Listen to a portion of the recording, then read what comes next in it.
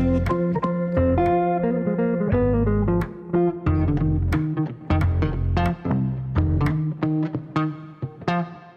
guys, welcome back to the Capital Mindset Show. We are your hosts, Austin and Fabio, and today we're going to be talking about the grocery stores. These are actually some of my favorite companies to invest in. You guys know that I tend to be rather picky about the companies I do choose to invest in. So without further ado, today we're going to be talking about Kroger, ticker symbol KR, Ingles Markets, ticker symbol IMKTA, Sprouts Farmers Markets, ticker symbol SFM, and then Albertsons Companies Incorporated, which is actually one of my largest positions in my own portfolio at ticker symbol ACI. So without further ado, we're going to be asking the questions, just having a discussion. Fabio is going to have all the wonderful answers. And what are we looking at here today? And of course, they would be your favorite. So the first one I think we'll talk about is the biggest one, and that's Nice. Kroger. So Kroger over the past year had incredible performance. We can actually trace it back all the way back to 2019 right here, around July. So the reason for the great performance under Kroger was, one, it was decently valued at the time, and as you may or may not know, they are a grocery store chain. And during the pandemic, one of the few businesses that were allowed to remain open consistently were grocery store chains. And what this meant was their business was deemed vital, necessary for the sake of society or whatever. And because of that, they were able to continue to do normal operations, rake in the money that they needed to, and then make the necessary investments, which we'll actually talk about a little bit, such as investments in delivery, right? So you may have noticed around your neighborhood the Kroger delivery trucks, maybe or maybe not, depending on if you're close by to a Kroger location. And Kroger has a bunch of different brands. Are you aware of that, Austin, that they're not just Kroger? I was, because I know that Albertsons also has a bunch of different brands as well. So I kind of probably assumed that on some level they would be similar in that regard as well. That seems to be a common strategy I see employed with grocery stores. So yeah, so I'm gonna probably pull up right here for everyone to see the list of companies at Kroger, nicely listed by Kroger. I wish they would put the pictures, but maybe if we click our brands. Oh no, that's the literal brands. Okay, so let's go back to here. So they own all of these different locations, and many people know them just as Kroger. But Kroger, like Albertsons, as Austin pointed out, that we'll see in a second, they own a variety of different names that all do the same thing, which is basically sell you groceries. So with that being said, do you have any further questions about Kroger specifically before we begin on the model? yeah, how is Kroger's strategy really? How is Kroger differentiating itself from other grocery stores? What are they doing that really gives them a competitive edge over other grocery stores, like, for instance, the ones that we're about to analyze here? Well, at the end of the day, what we'll see between them all is the investments in convenience. So you are going to decide where to go based on convenience, and also how you feel when you go to the store, or maybe you don't even like to go to the store. So Kroger needs to balance all of these things. So when you go to their store, you need to have a good experience. But if you don't want to go to the store, they need to make it convenient enough so that you choose their service over another service. And then the locations of these places, of their stores, can serve as distribution zones for their distribution network. So that's exactly what they're trying to do right now. They're trying to utilize their locations and take advantage of that, of the quantity of locations and the reach that they have, in order to reach more customers. So now my question is, you mentioned that they're going to be using their locations as distribution centers. Do they own any of the real estate here? They may or may not, and we'll actually take a look at that when we look at the model. It'll kind of tell me, and I know why you're asking that. And you know exactly why I'm asking that. I have a favorite. Austin has a favorite in this game, and we'll actually go through which one each one's favorite. I own one of them, and Austin owns another. I kind of owned in the past the one that you like by proxy, but not directly. All right, so some of you who've been seeing our videos for a while now know which one's Austin's. All right, so for Kroger, let's actually start and let's get into the model. And okay, it already hates it. I'm just kidding. And let's assign some growth rates. So we can see here that they've grown on average about 3.35%. And I think they're going to be in line with inflation, actually. So going forward, it just depends on what you really think inflation will be and their ability to pass on prices to consumers, what that would entail. But let's be conservative and say they continue where they're at. Okay, so we can already see that if they continue where they're at, they're overvalued. And let's take a look real quick. So I want to highlight this to everyone. On a PE basis, they look very expensive. And I actually came into this thinking they would be expensive simply by the price action and by the PE shown right here in Google. Because we're doing this again live. We like to do this live so you kind of see the thought process of looking at a stock. And then Yeah, PE ratio you is guys learned with us 34.7. in this regard. So I'll go over this in greater detail in the accounting metrics and some of the details that may occur to cause such a discrepancy. But we'll discuss that later. But just so you know, it's not as expensive on the surface as it might look. However, based on growth rates, right? Based on the assumptions of growth and our required rate of return, it is expensive.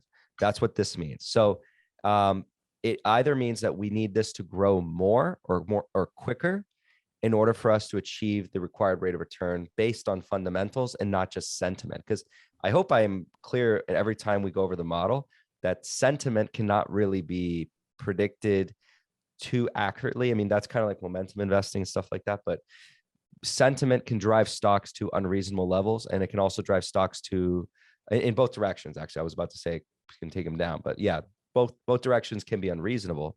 And so you want to be careful that you're investing based on fundamentals and not sentiment, and that sentiment is a happy accident.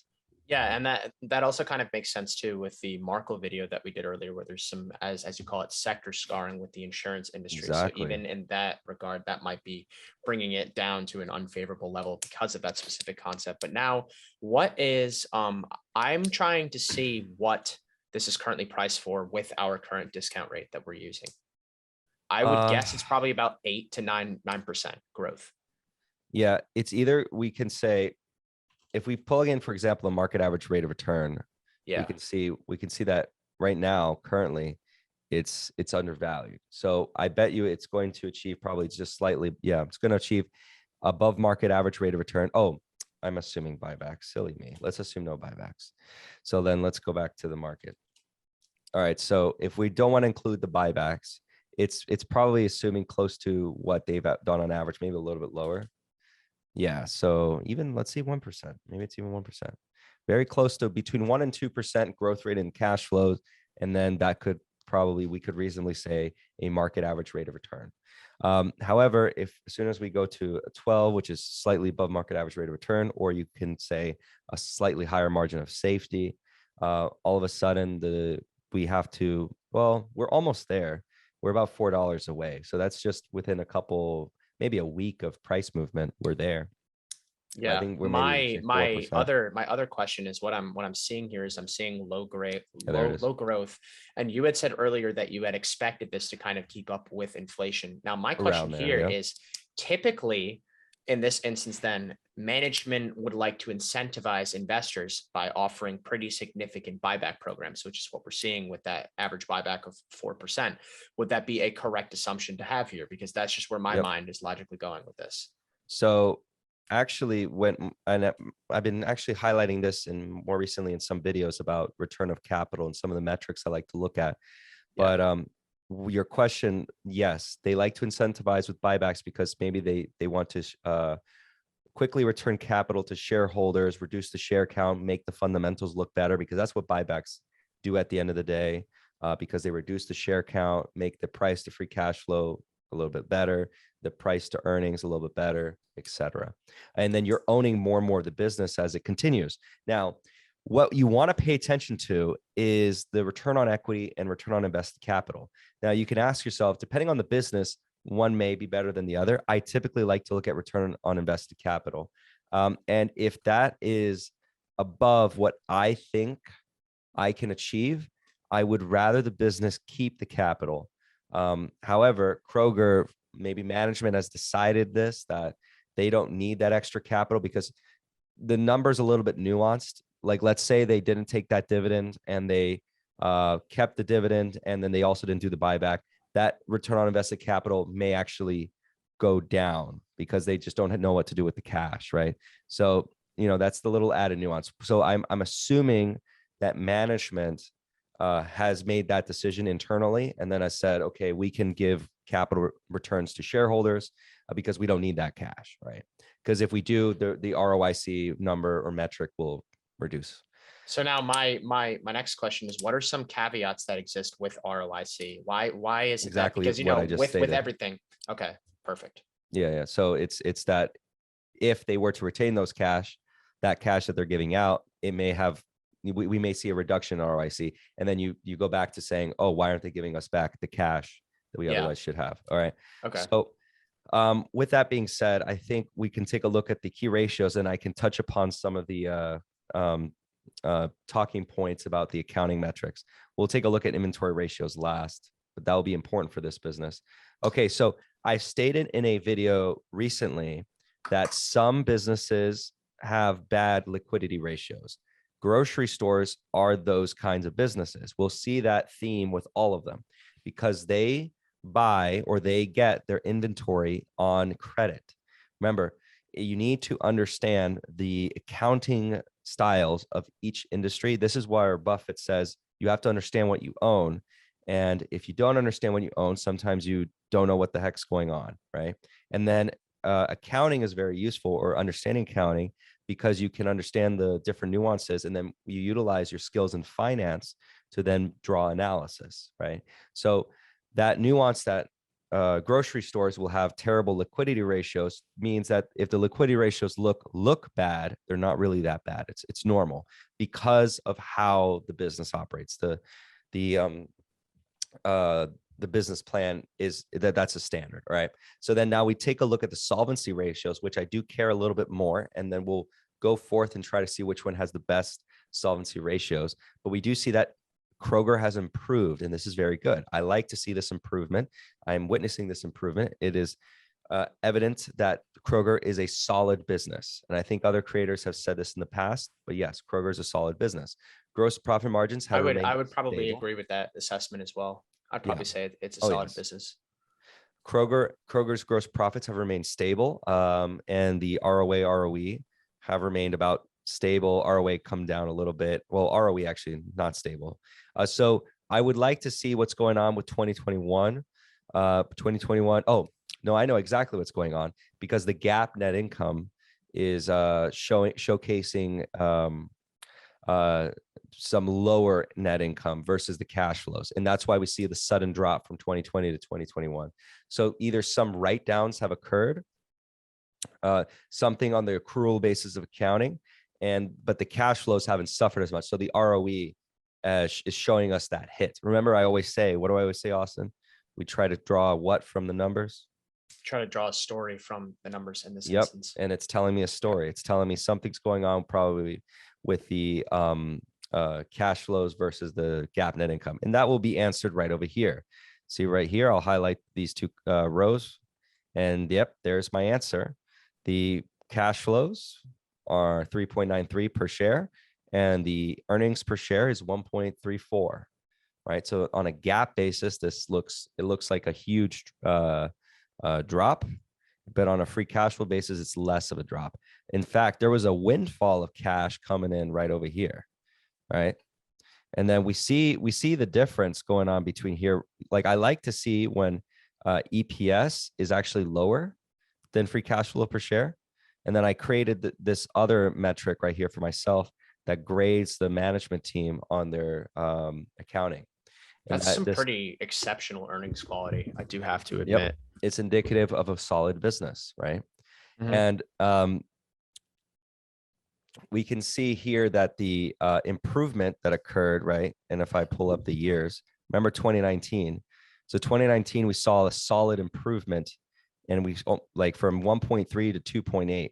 And I pointed this out in the past. It's not entirely correlated, but it correlates pretty well with solid earnings quality, and then solid price performance follows.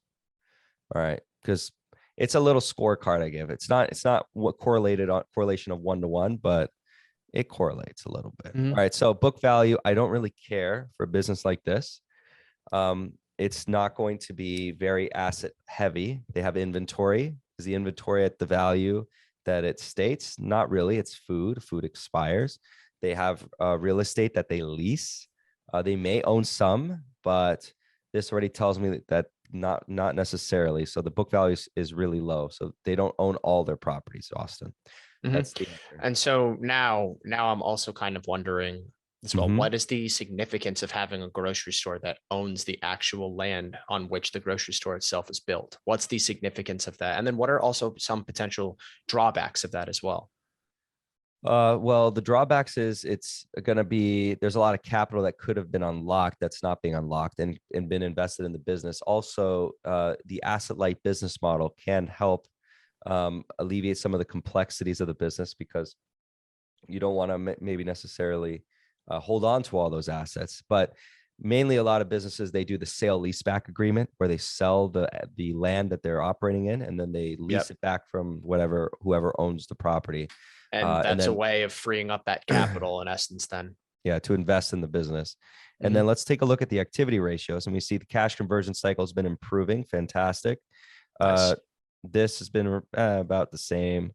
And then it's exactly the same. Look at that. And then slightly worse.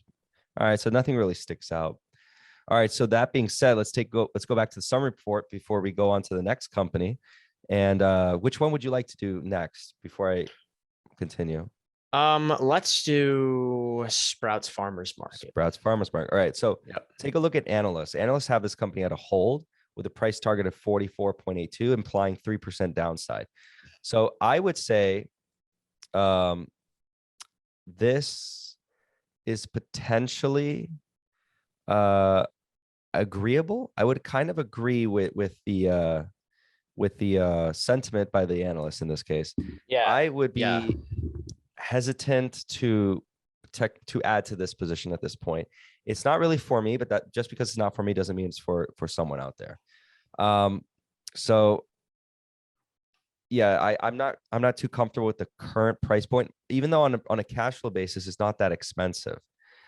It just doesn't have the growth there, and there's nothing else compelling. I think it's if I held this asset, I would actually consider liquidating it or selling out of the money call options on it, and then generating some extra income. But for the hopes that actually it somewhat executes, but squeezing out a little bit more before I finally am forced to sell. All right, so the next one we'll go over is Sprouts Farmers Market. So Mhm. Austin, what do you know about Sprouts? Tell the audience. I know that there's a sort of a niche clientele with Sprouts Farmers Market, and then I think this one too is the one Michael Burry owned, right? Or is that Yep. IMKTA? Okay. No, sorry. I know for a fact IMKTA is the one Michael Burry owns. Mhm. Sprouts Farmers Market might be Phil Town.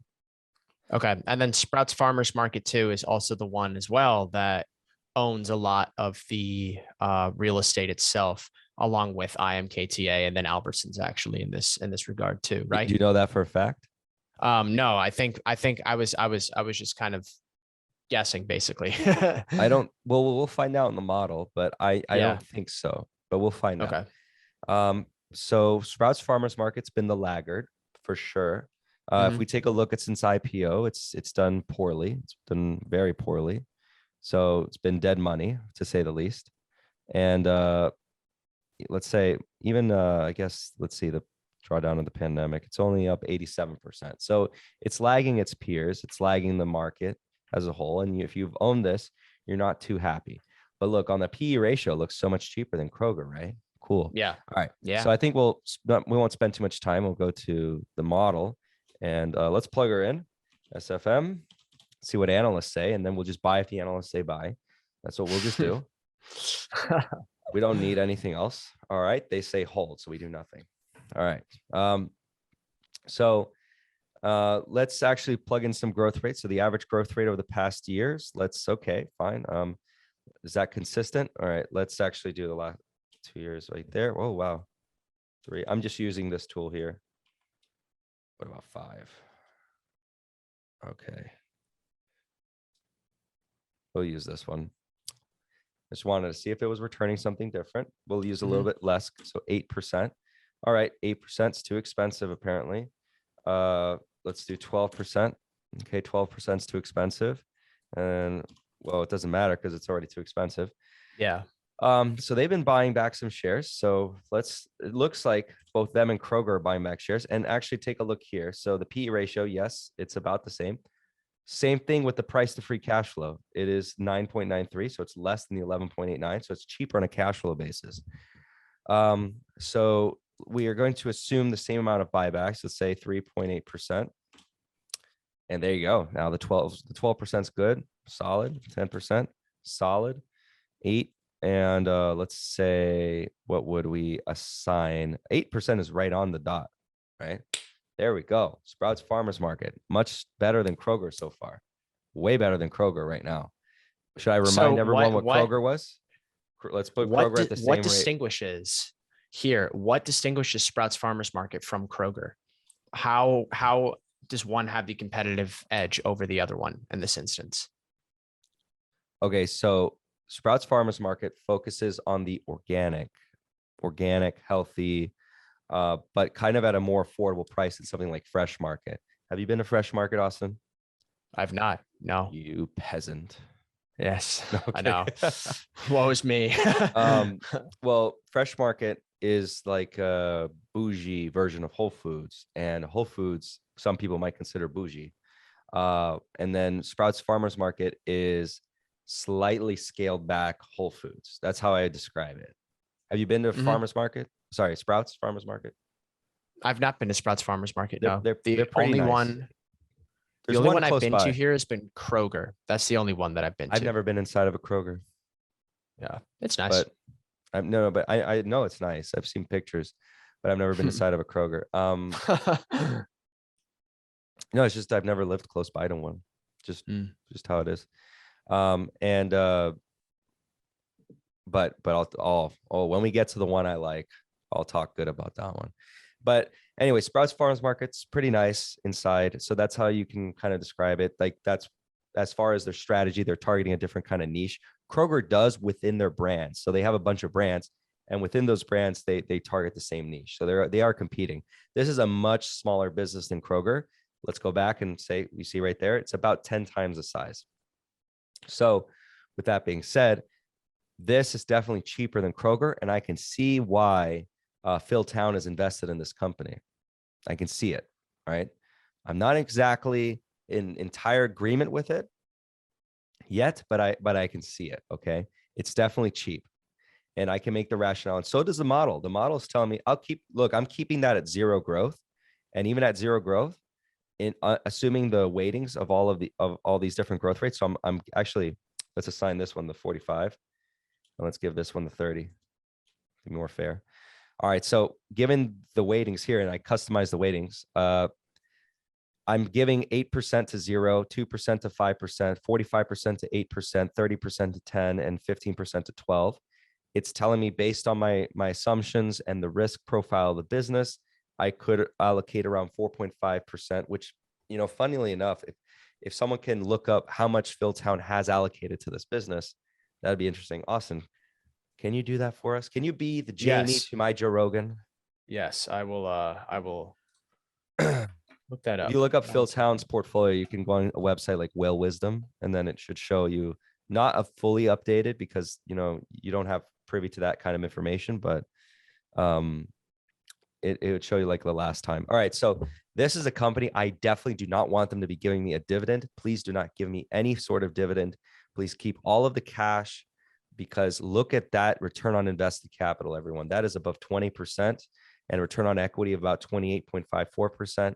Fantastic. Please keep my capital, reinvest it back into the business. I am not that confident that I can easily return that level in my own portfolio. So please keep that. And that being said, they are doing buybacks. So maybe don't do so many buybacks, but I understand that the buybacks are being done because potentially they are very cheap. So, that's probably what management is thinking. So I won't say don't do buybacks like with a hard stop. All right, let's take a look at the different ratios. As I was promising everyone, the ratios tend to look worse, but however, look how they did dip below the in 2019, 2020. We do see a positive current ratio in 2021 and in 2017 and in 2018.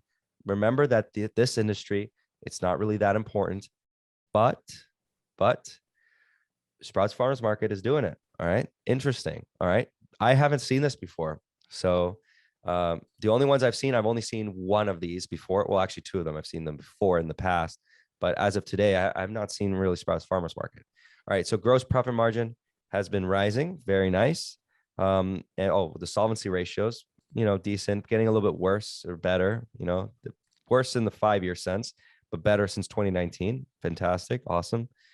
And so it's like give or take in some areas, but we do see some deleveraging, and I like to see deleveraging. We could see that in the long-term debt ratio. So the business is becoming less leveraged.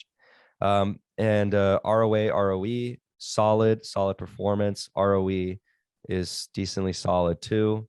Now let's look at the earnings quality. So earnings quality is deteriorating. Interesting.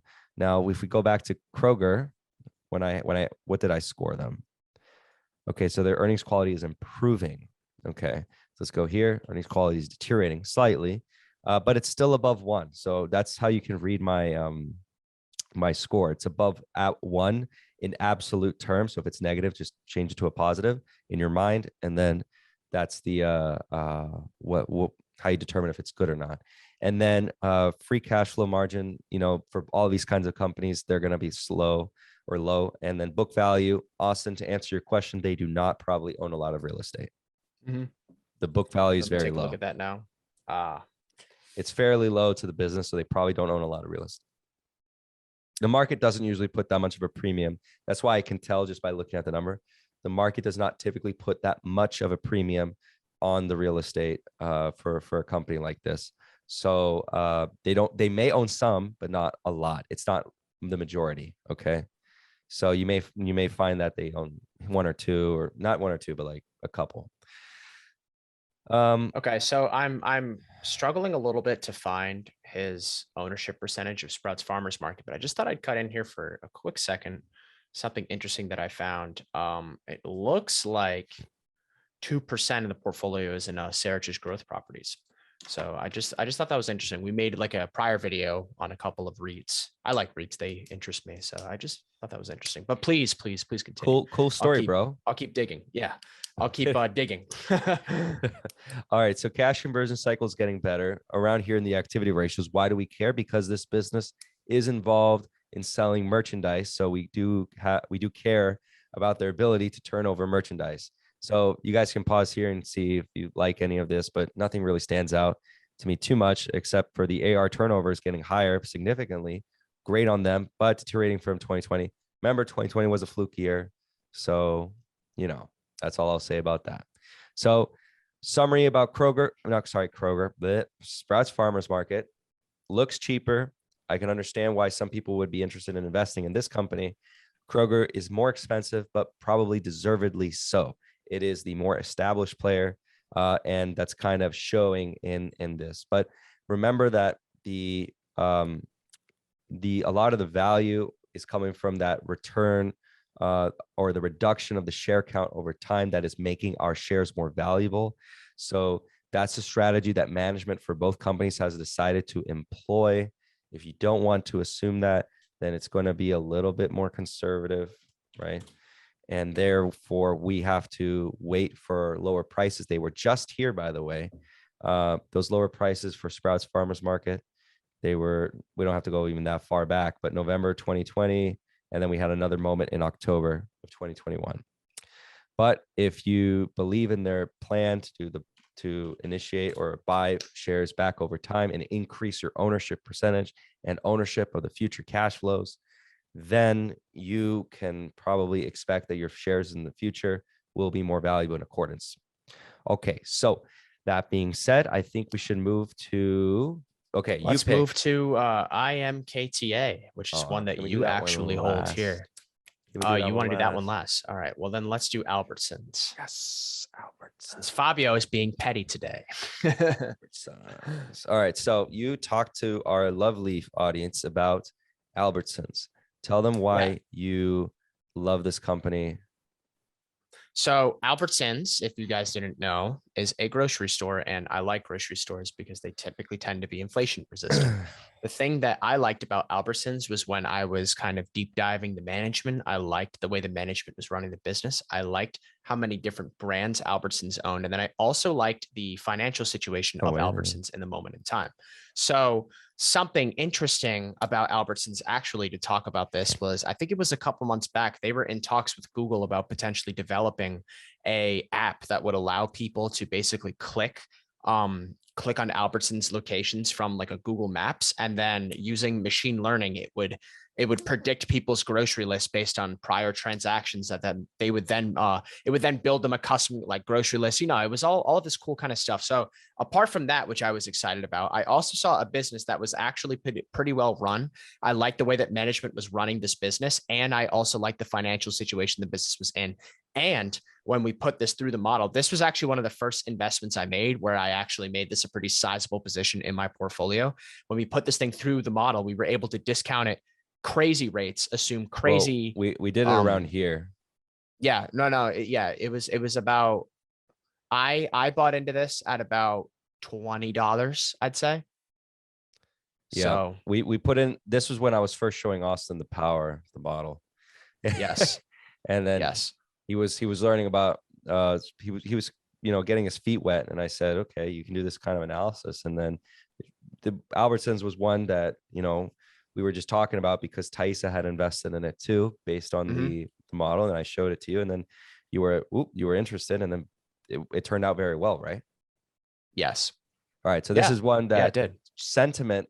To give some context, do you know why that happened? It was because they announced a new CFO that the price ended up shooting upwards. Well, That was one of the reasons. I also think it might have been the Google partnership too. That was more another reason why the broadly, price shot up. something happened. It happens with stocks Um, in general.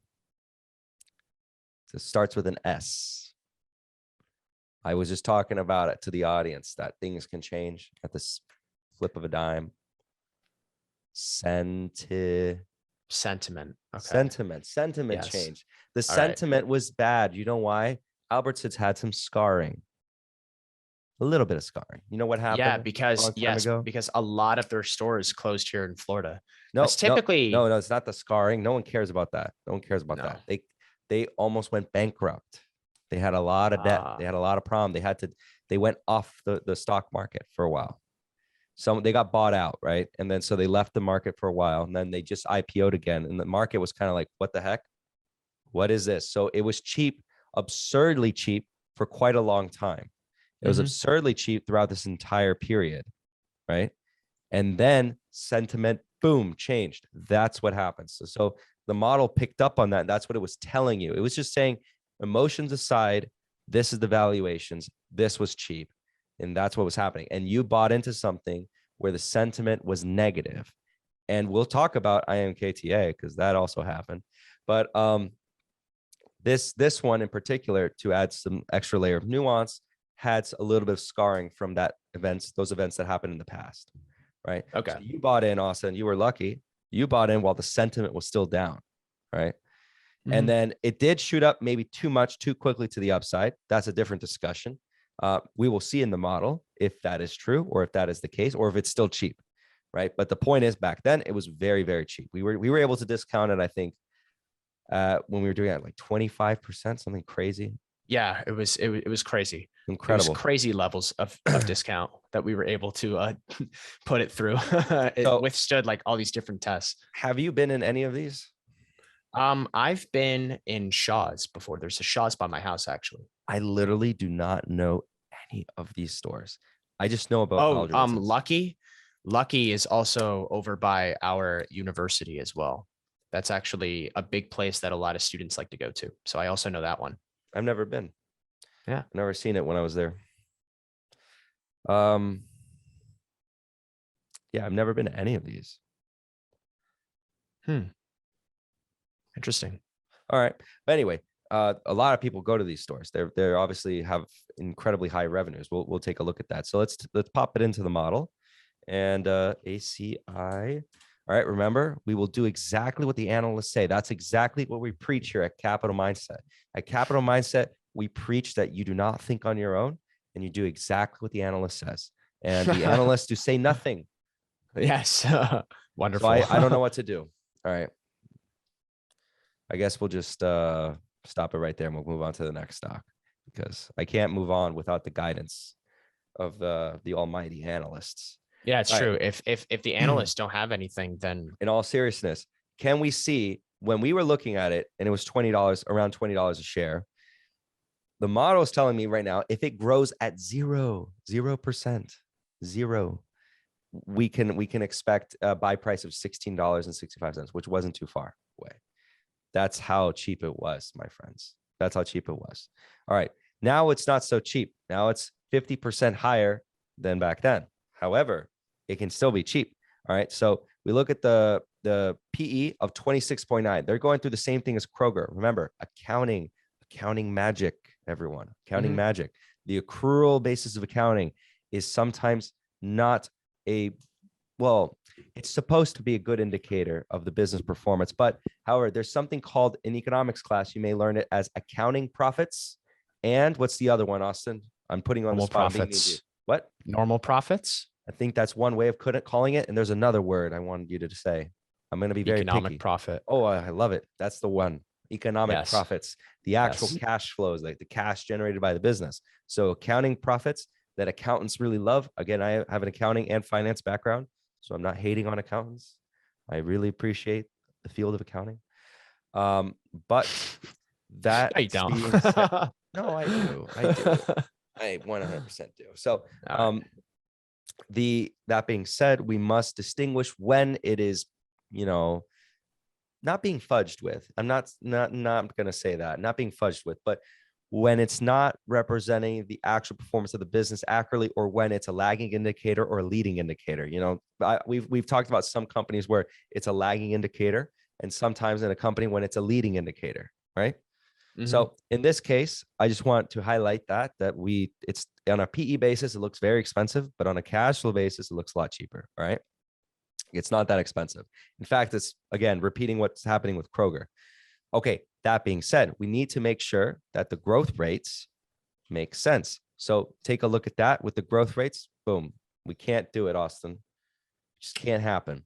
But at the price you were getting it at, basically, you're right there, right? And I actually think that, again, it's going to grow with inflation. I think we're about to hit 7% inflation this year. Something around there. So on the official CPI, and then if you believe shadow stats, we're close to like 15%. I don't know which one you want to use, but let's say we're going to go with the official CPI of 6%.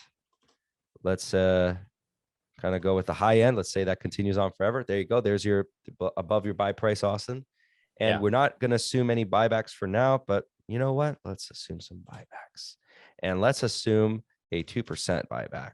All right, there we see it. So at the 3%, now your position makes a lot of sense. Actually, I think my cost basis might have been around 23. It was like $20 or $23 or something like that. Oh, you maybe not. Yeah. You didn't probably buy that day that we were going over. I think you might have bought. Yeah, it was like right on this run up. Yeah, it was like right when it was starting to go up. I think I got it at like about 23 something. Was when I bought in, but still, like the model's even like showing it at 2% buybacks, 20%. That's that $23 price there that I bought into. And maybe we're being a little bit too aggressive, but right there at a 50% required return, which is still pretty solid, if we're being honest, that's market beating. We see that you can still assume a 3% if they do the buybacks. Let's actually remove these buybacks. And we're just there, we got to get some more growth out of it then. And that is up to the business performance. So we don't know. But the company is trying to return capital to shareholders. They do have a dividend. Can you check to make sure? Well, because they're a new company, sometimes the model can be finicky. So they don't have a dividend yield. Can you double check for us, Austin? They have a dividend? Yes, they do have a dividend. I believe it's 42 cents this quarter. something Okay, like that. It's like beautiful. 40 to 42, and it has been growing periodically each year. They tend to grow it. It's like a stable amount of growth too. So Okay, beautiful. So then Google is wrong, because I saw this when we were here and I was like, there's no dividend. And then I remembered, and then we were here and I was like, there's a dividend. Okay. So yeah, there's a dividend, and then you may reinvest that dividend and then compound it a little bit more. All right. So cool. So all that's in the strategy, or some of the strategies you can employ. So let's actually, again, reduce that share count, increase our ownership percentage over time. Let's reduce that to 1% to be a little more conservative. And we're just there. Let's put in some other growth rates and kind of see what's up. So then we say 2%, and then I see 1%. So 1 through 6, I think that's fair. What are you looking at here, Austin? Right here, the model is telling me, based on the risks associated and my assumptions, I can allocate so flagpole of 9% of my capital to this investment.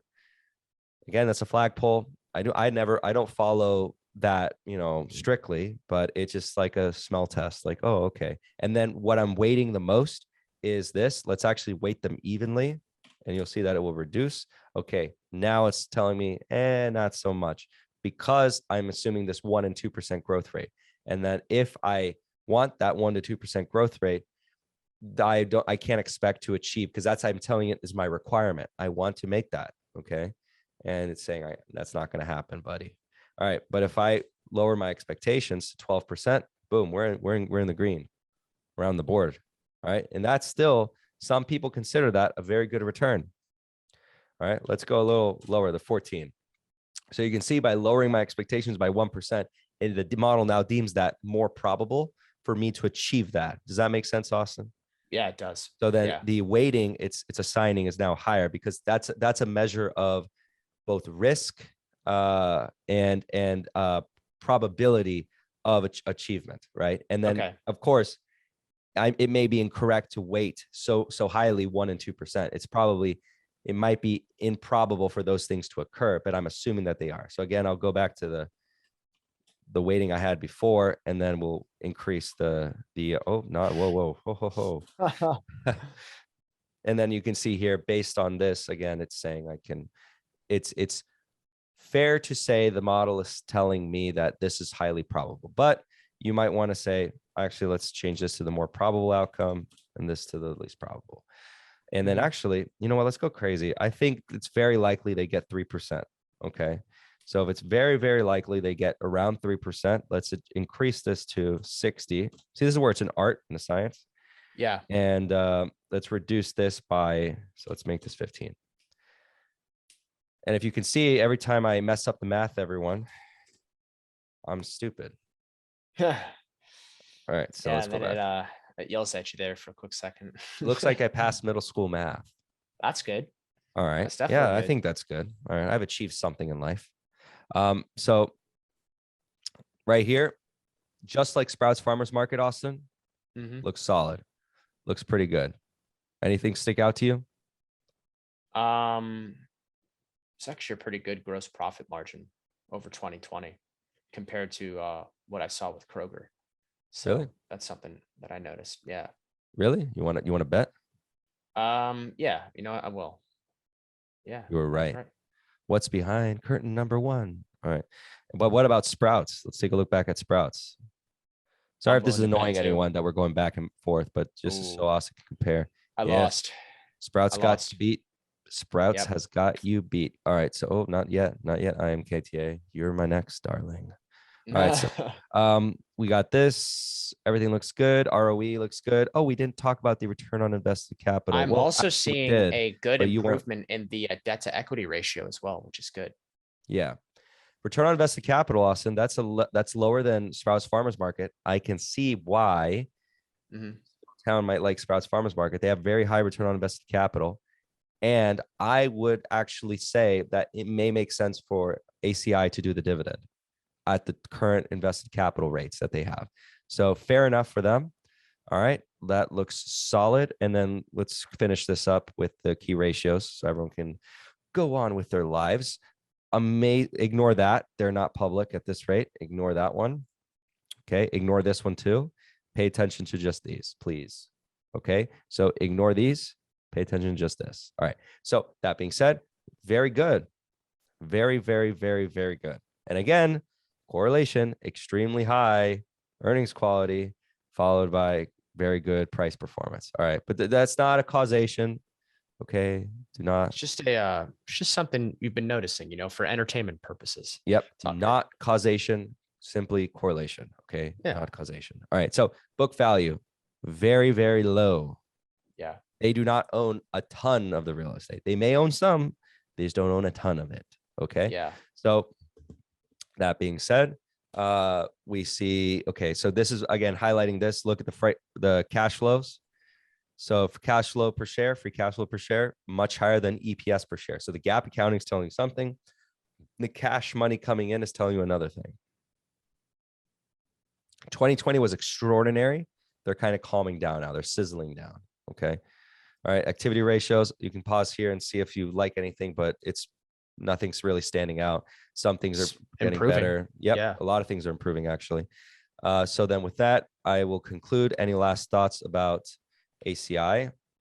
Nope. Just that I may continue to add onto my position at current prices where it is right now. I may continue to do that. What percentage of your portfolio is it? I think it's about 10% of my How portfolio. dare you? Right The now. model says you need to do 2%. How dare you? You're going against the technology. After all, Fabio, we are slaves to our model. We are slaves to the model. No, I'm a slave to the analyst. I don't know about you. If the analysts I am a slave to this model. Okay. Well, you are misguided because the analysts are always right. Yeah, it's true. But the analysts are not speaking. Therefore, how do you know if they're right or wrong in this instance regarding Albertsons? If they're not speaking, then the silence is all you need to know. Okay. Yeah. They've just deemed this so horrendous and just pure heresy, so much so to the point where they're not even going to speak of this. It makes perfect sense. Do you not think, look at Sprouts Farmers Market. Let's go back to this. We're comparing them kind of side by side. Do you not think that Sprouts Farmers Market may be a little cheaper? No, it's not. No, it's not, Fabio. I'm answering my own question here because I'm assuming lower growth rates for ACI. It's a little more conservative on the growth rates. However, Sprouts Farmers Market has been growing faster than ACI. And they've been growing that way because they've been opening a lot more stores, by the way. I forgot to mention that. So you want to make sure with these companies that same store sales growth is there, not just new store growth. It's easy for a smaller company to grow like that because, just open new stores and there you go, you got growth. ACI is a much larger company. Kroger is a much larger company. Kroger's, again, 10 times larger than Sprouts Farmers Market. And then ACI is about, 3 times, a little bit more than 3 times larger than Sprouts Farmers Market. So the growth is going to be a little more muted and you want to pay attention to same store sales growth and their initiatives. Also, another thing that I would like to point out too, we have the buybacks for Albertsons at 1% and then Sprouts Farmers Market, we have it at like 3.8 something. Yeah, because I don't know if they've been coming out of the gate strong with this. This is a lot. There's a lot. So I wanted to calm that down. Or I'm also accounting for there may be some discrepancy because, again, they just now went public. So some things may be a little glitchy to say the least. So I'm just saying 1%. But you know what? Fair enough. Let's go 3% to see. There you go. There you go. You little mad lad. But let's see if it lasts. It stands the test. No, it doesn't stand the test. However, the prices you bought at do. So that don't matter. If it goes to $25, I'll get more. Yeah, so that's your plan. But you need to short this thing because negative 265%. Yeah, it's true. So I should liquidate every single position. That's not what that means, by the way. Do not. And just short it, right? Yeah. True. Okay. I'm just joking around. The negative does not mean that. All right. Anyway, last one is my favorite one, and for a couple reasons. Not just because it's been performing so well in my portfolio, not just because of that, but because every time I go to one, I thoroughly enjoy my experience. I don't know what it is about it. I thoroughly enjoy the experience. And I got to tell you, I know it may be a little cringe as to why I bought this company. I didn't even know Michael Burry was invested in it. So what happened was I was in North Carolina and my family, we decided to go to the grocery store, and there was an Ingles. We were like, what is this Ingles? So we go inside this Ingles thing, and I thought it was Ingles because it's literally spelled like that from Spanish, Ingles. And it's Ingles. It's pronounced Ingles because that's the last name of the family that founded this company, right? And they're primarily located in the southeast, except for Florida. And the way I can best describe it is, you've been to Publix, right? Mm-hmm. They're nicer Publix. Ooh. Yeah. So each one of their stores, a lot of them have Starbucks at the very entrance, a lot of lighting in the beginning, and then very similar layout to Publix, for those of you who know what Publix is. And I'd say they have a huge selection of cheeses, incredible. And that's because they're vertically integrated with the dairy industry. They make their own milk. A lot of interesting parts of the business that I'm kind of discussing now before we get into the model. So they also own a tremendous amount of real estate, and they're family run still.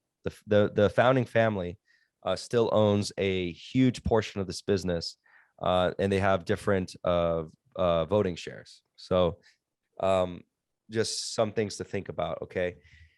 Now, Ingles market, we're going to see that in the numbers when we take a look at the book value. But as I've been answering Austin's questions each time, do they own a lot of real estate? And we were finding out not really, relative to the size of the business. This is the big reveal. This is the big one. Big reveal as to why that question mattered.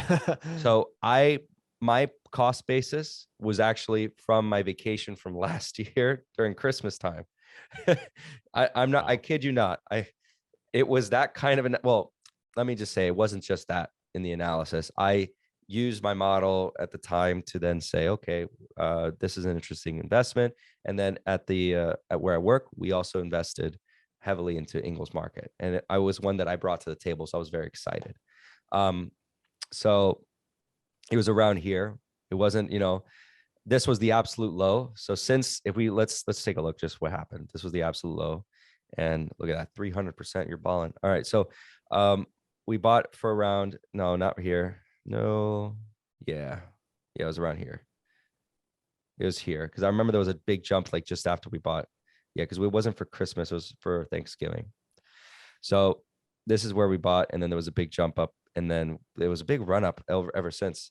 And we noticed that it was kind of lagging some of its peers at the time, which was rather interesting. And again, you got to just go to one. And it's so nice. It was so home. I don't know why. I may have just an insane bias for Ingles. You can tell me if I'm crazy. I actually completely accept if I am crazy. Oh, they have a very cute dividend that has not changed for the longest time. I swear to you, that is just how the family pays themselves.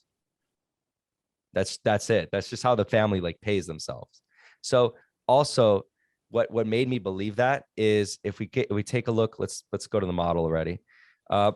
They barely buy back any shares, and they haven't really been diluting. So the family, again, I really do think they're paying themselves with the dividend. So that dividend in raw dollar amounts, in numerical dollar amounts, is quite a bit, is quite a lot. I think it's in the several millions of dollars, and the majority of the business is owned by the family. So by extension, they're getting a large portion of that. Okay. So I think that's how they're paying themselves. All right. So Austin, remember when I told you, let me put IMKTA. Let's pour it all in. Oh, the analysts are silent. All right. I'm going to stop talking about this company. All right. So in all seriousness, you see that there's two classes of stocks. So the model is detecting that because there's a huge delta between the market cap here and the market cap there. Again, that's the family drawing stories from the numbers. Here, it's interesting because the accrual basis of accounting and the cash flows are rather the same, and it still looks cheap. Look at that. Look at that. They've had an incredible year. They look incredibly cheap just on that. All right. However, that is a significant amount in the book value. Yes, wow. You see, that's what I was waiting for you to see. Yeah. So remember all the other ones? Well, this one has a huge book value. So that's telling you that there's something there, and at one point I was buying this thing. You could have been buying this thing below book value. No one wanted this thing. It was incredible. So I went to the store. So full story. So no one gets confused. I went to the store. I love the store. And by the way, I've been to the store before. I've been up in the mountains, right? Before, and for cabins and stuff. And so I've been to Ingles before, but I was always like, all right, are they publicly traded? Then I found they are publicly traded. And I love the store so much. And then I did my analysis, and then my analysis came back basically giving me a great degree of confidence in investing in this business. I did it. I never looked back. I'm very happy. Could be just, timing, but I swear to you, at the time of the analysis, what everything was telling me was no one wanted this business. No one wanted it. All right. Now there's not entirely only good things about this business. Here are the bad things. Return on invested capital is rather low. Okay. Return on assets is decent considering they have a lot of assets. Okay. They have a lot of real estate assets. But I'll kind of touch upon the assets first, and then I'll return to the invested capital. So the assets, they own a lot of real estate. What do you think they do with that real estate, Austin? They probably have their grocery stores on that real estate itself. I Okay. would most likely guess, or they're And like leasing it out to tenants, stuff like yes, that. Yeah. yes, because they are the anchor tenant of their own properties. Mm. I'm telling you, Austin, I love this company. All right. So, because this is the difference between being, That's a smart it's idea. family run. It's Yes. almost like it's like a grocery store slash REIT a little Yes. bit. Yes. Yeah, it's like exactly. it's kind of like a cross. It's a combination of the two of them. So some of the problems with their business model is that they're mainly focused in more rural areas. Okay. Okay. So So maybe not as many people going to no, these. there's not. No, but people love it. Like every time I go, it's always full. Always full. There's always a lot of people. All right. At least Which in all the also ones I've helps been to. explain their strategy for why they need to make every experience great if they're primarily concentrated in rural areas. Which is that what you were trying to say? I don't want to put words in your mouth there, but Yep. okay. Over concentration in certain geographic areas. I mean, they're not in one state. They're in many states, but their focus is in rural areas.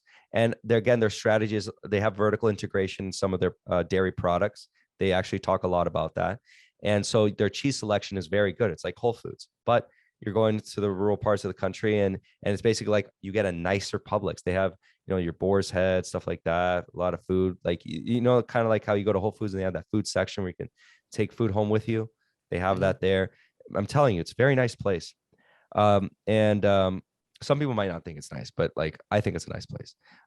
It's not like, it's not like Fresh Market, like we were talking before. And it's not expensive too. It's, I think the milk, for example, is really cheap. But I'd say comparable prices of Publix are cheaper than Publix, right?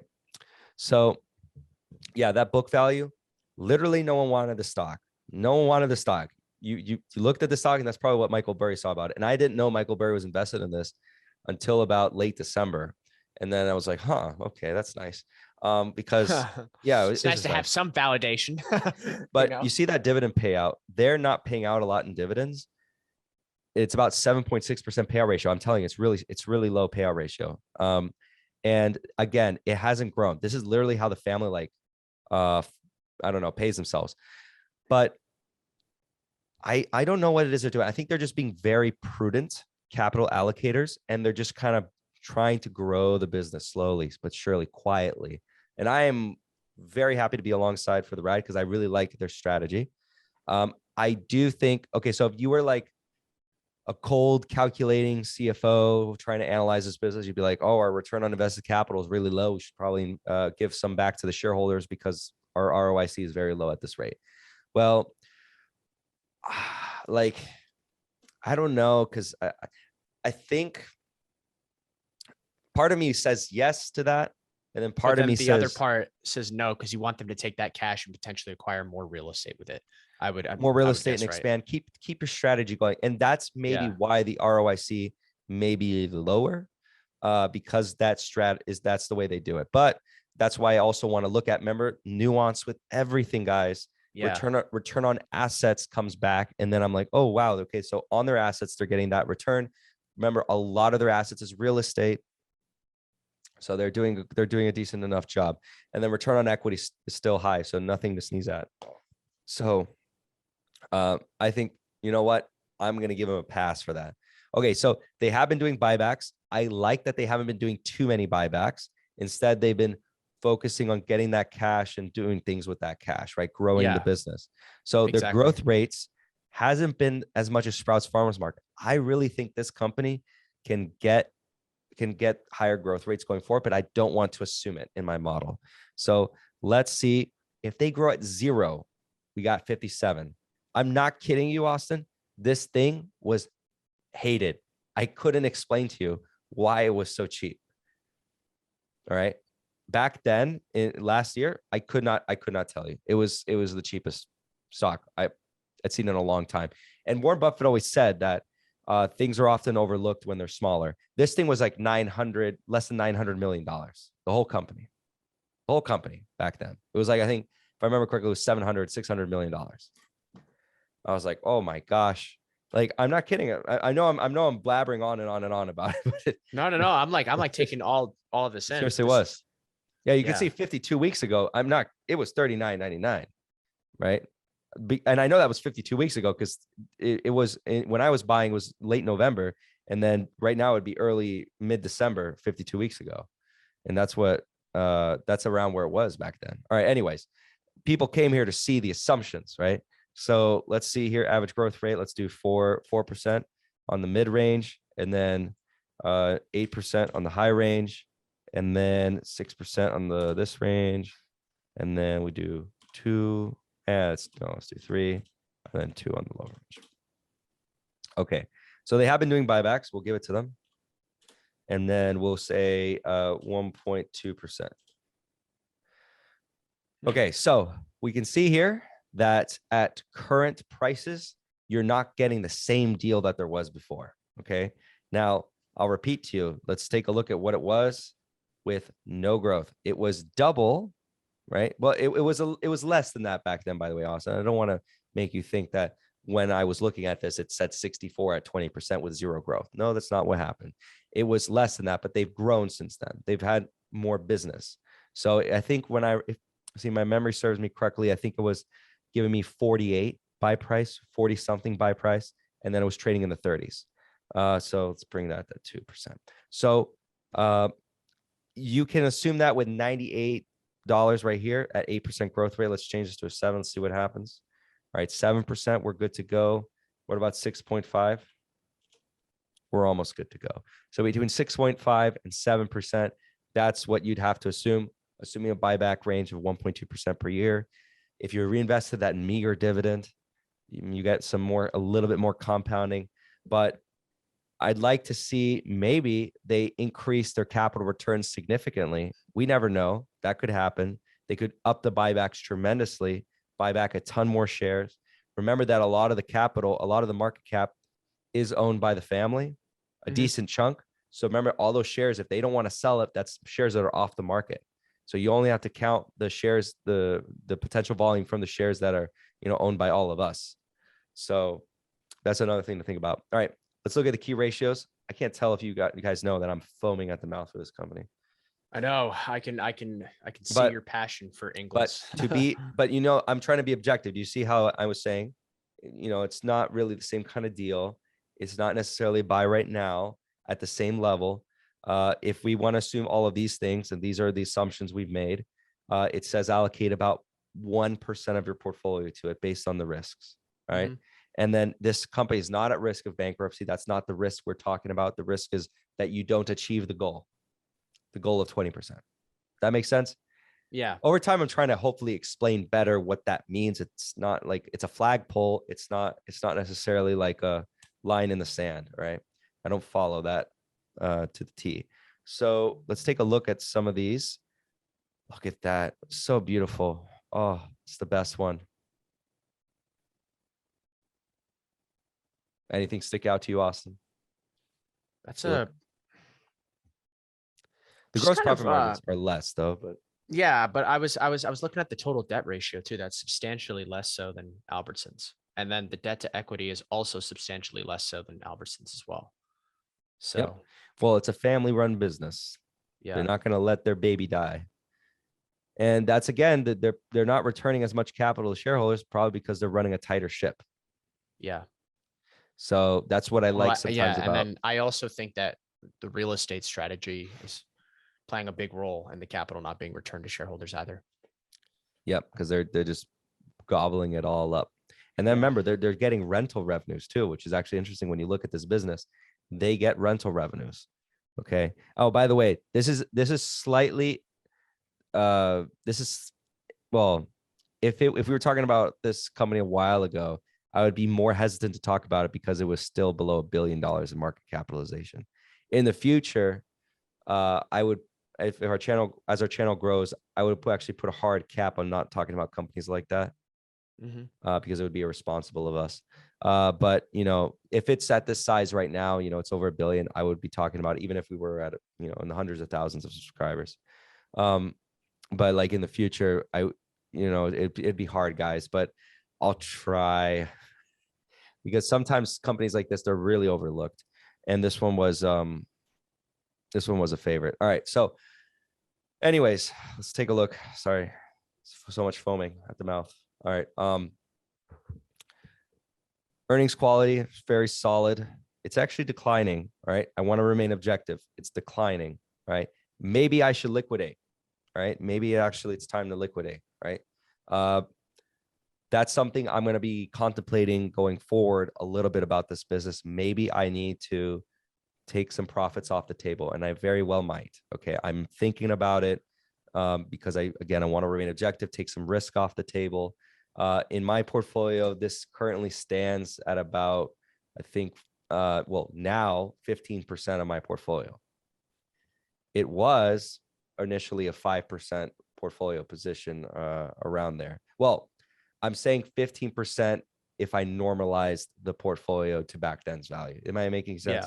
Yeah. Yeah, because just, in isolation, not including the rest of the portfolio and what it's done, this position has went from about 5% initial to 15% if you normalize the portfolio for the same value as the rest. All right. So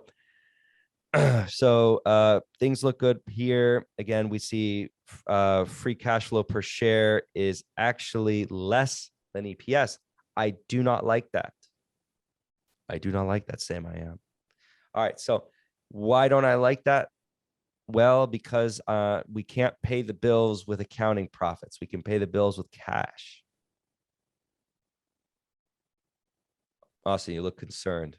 No, no, no. I mean, I know I've always got the serious face when I'm You actually got the thinking, but furrowed I'm just, brows. I know I'm just going through and I'm taking it all in. Um, I'm really wondering what kind of happened between 18 and 19, where the free cash flow per share jumped from $2 all the way up to 11 in that time period. Whether or not they might have sold a bit of the real estate that they had, something along those lines, and then also too that same drawdown, and then likewise where the earnings per share is now more. So that's kind of what I'm looking at. I know I have the furrowed brow and the overly serious look, which I've gotten the criticisms for, but I can't help it when I'm focusing. So All right, let's take a look at some activity ratios. And I'll let everyone pause here because the video is getting long enough that I want to wrap things up for everyone. Because thank you guys if you guys have made it this far. So you can tell where our horses are in the game. I might be selling off some IMKTA, taking off some profits from the table. And if ACI returns back down, I will tell Thaisa to buy back in. Because I think in our last video about ACI, we talked about how Thaisa had sold. I don't know if we did. yes, It's yes, so I it's so think hard to keep so. track of. I know that you and Yeah. I in conversation have, but now that we're doing videos, which I want to try to publicly say to everyone what it is we're doing at each point. All right. Anyway, so If I might actually be able to add a point here, I've actually yes. been kind of thinking about this. I've been thinking about saying this, but it's almost as if when it comes to Albertsons for me, I'm not entirely too sure I really care all that much if Albertsons does or does not own the real estate by which it operates on. And the Well, reason why for that is because I would want more cash being returned to me as a shareholder in Albertsons, because typically with grocery stores, we tend to see slower growth. Therefore, I would want more of my capital returned in the form of a buyback or a dividend to myself. So in this instance, I'm not entirely too sure if the fact that Albertsons does not own a ton of the real estate, it obviously well, is why would it be operating in concerned to leases. you anyways? Um, I don't know. I mean, that's kind of where my mind had gone because you were so excited about the fact that Ingalls had owned a lot of their real estate, and then which is great and all. It's just me personally. I'm not sure that matters to me as much, but those are just my thoughts. You know. Well, for me, it's not what makes it great. It's for me, it's like a coolness factor that Okay. they're doing things differently. Oh, okay. And it's family run, which tends to mean that they're operating as stewards, effective stewards of my capital. That's always what I actually really like in a business. If I can find founder-led, owner-operated businesses, I can kind of expect them to be good stewards of my capital. They're not going to go crazy, especially if it's a boring business like this. This is grocery stores. So they're operating in a boring sector, and then they're just, they're not making crazy acquisitions, crazy movements, taking on too much risk. They're just chugging along with their strategy, and it's working for them. Yeah. The market I may think punish them here and there, giving them a less growth, but they are focused on the longer term, on investing for something that they can pass on to their kids, because that's literally Austin what they do. It's the Ingalls family. They want to make this business last, be healthy, so that they can pass it on to their children. I want to be involved in that. interesting perspective. Yeah, because Yeah. I know with me when it comes to Albertsons, I know that typically, characteristically, grocery stores will not have the highest amount of growth, but I like the way that the management is running Albertsons, and I like how much capital is currently being returned. And then it is indicated in their SEC filings that they've continued the repurchase agreement. So that's kind of the way I'm orienting my thinking, looking at grocery stores, which one is returning the most or is indicating they want to return the most capital to me as a shareholder because growth in grocery stores is typically lacking. But I also Whoa. understand what So you're so what you're what trying you're to saying say too. that they're like a cash cow, that you're trying to milk them out? Yes. Okay. Well, that's a fair opinion.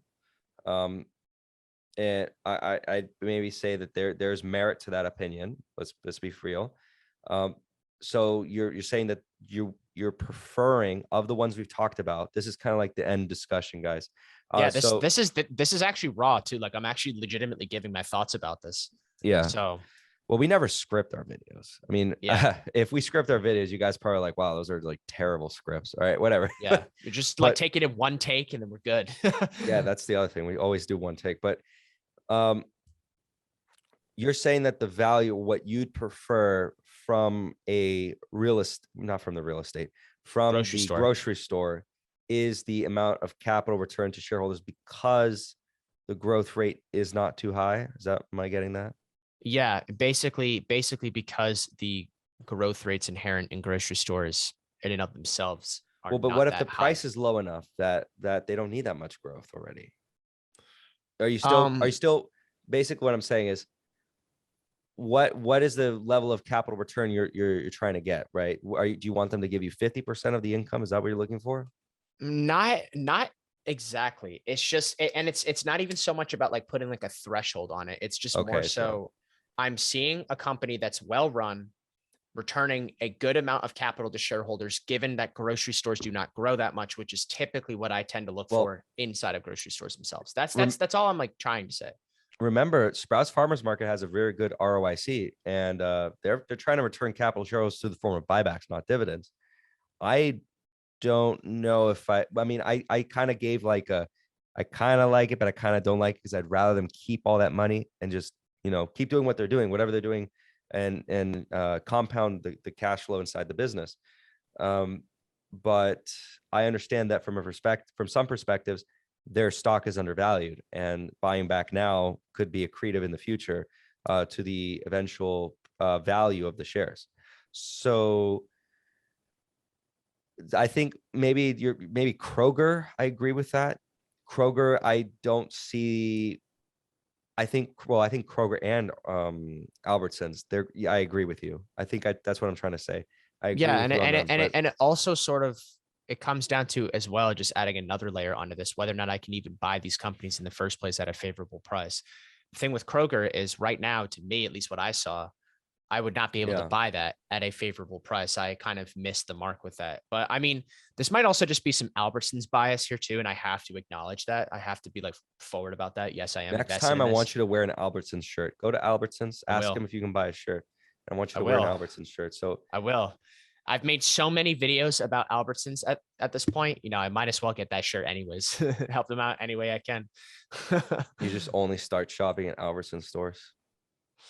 No, but Yeah. I'm not joking. I'm telling you right now, man, we got to go up north. We'll get a cabin, something for a vacation, and we'll go to an Ingles just for that. That will be the trip. We're just gonna go to Are there Ingles in Georgia? Because I yeah, go to Georgia a lot. yeah. Huh. There's Ingles in Georgia. All right, I'll definitely have to visit in Ingles the next time I go to Georgia. I got to see Please. what the hype is about because you're really hyping it. You're like, they got cheese, man, cheese. I'm like, all right, I got it. They got cheese, you know. They don't only have cheese. There's just like a Publix, but slightly nicer. That's it. Yep, Publix. with nice lighting and Starbucks and cheese. That's all you got to know. We'll see you guys next time. Ingles has cheese. Remember that, guys. Ingles has cheese, and we will see you guys next time. Take care. Cheese.